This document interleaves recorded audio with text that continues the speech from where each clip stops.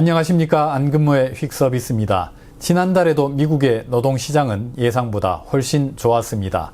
러시아발 쇼크가 있었지만은 미국 고용지표에는 충격의 흔적이 전무했습니다.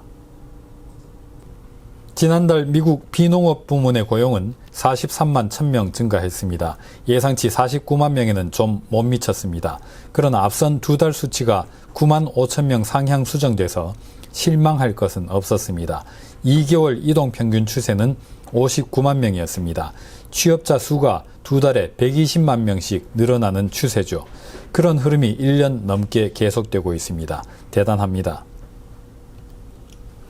지난 한 달 동안 미국의 경제활동 인구는 노동 가능 인구보다 3배 이상 큰 폭으로 늘어났습니다. 취업자 수는 경제활동 인구보다 거의 2배 큰 폭으로 급증했습니다. 자연히 실업자 수가 큰 폭으로 감소했습니다. 지난달 미국의 실업률은 3.6%로 집계됐습니다. 전월비 0.2%포인트 떨어졌습니다. 예상보다 하락폭이 컸습니다. 하지만 반가운 소식은 아니었습니다. 미국 경제가 동원할 수 있는 여유 노동력이 거의 바닥을 드러냈다는 뜻이기 때문입니다.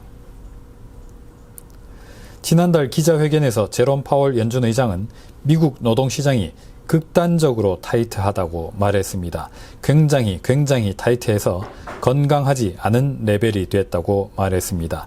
그렇다면 3월에는 미국 노동시장이 더 극단적이고 더 건강하지 않은 레벨이 됐습니다. 보시는 차트의 흰색 선은 미국의 실업자 수입니다. 노동의 공급을 의미하죠. 파란색 선은 기업의 구인 규모, 채워지지 않은 빈 일자리입니다. 노동에 대한 수요를 뜻합니다.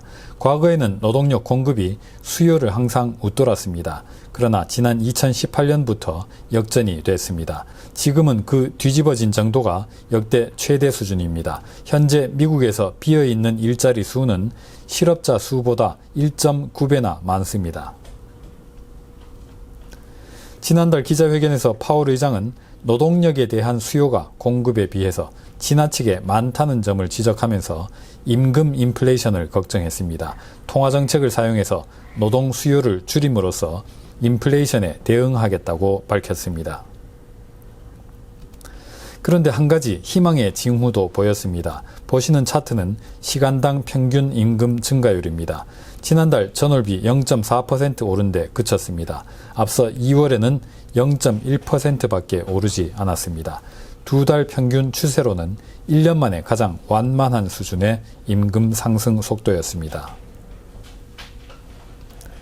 또 한 가지 고무적인 현상은 경제활동 참가율입니다. 노동이 가능한 성인 인구 중에서 실제로 일하려고 나와 있는 사람의 비율입니다. 아직 팬데믹 직전 수준에는 못 미치고 있습니다. 일손 구하기가 어려운 이유입니다. 하지만 개선되는 기울기는 가팔라지고 있습니다. 노동력 공급이 이렇게 좀 더 빠르게 늘어난 덕분에 임금 압력은 좀 줄어든 것이 아닌가 싶습니다. 보시는 그래프의 노란색 선은 선물시장이 예상하는 올해 말 연준 정책금리입니다.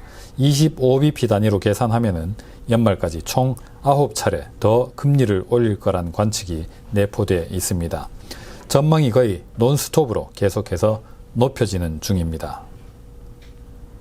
지난달 미국의 고용지표는 크게 두 가지 시사점을 제공했습니다. 금리를 빨리 많이 올려야겠다는 점, 또 그렇게 해도 별 문제가 없을 것 같기도 하다는 점입니다. 오늘은 여기서 마치겠습니다. 감사합니다.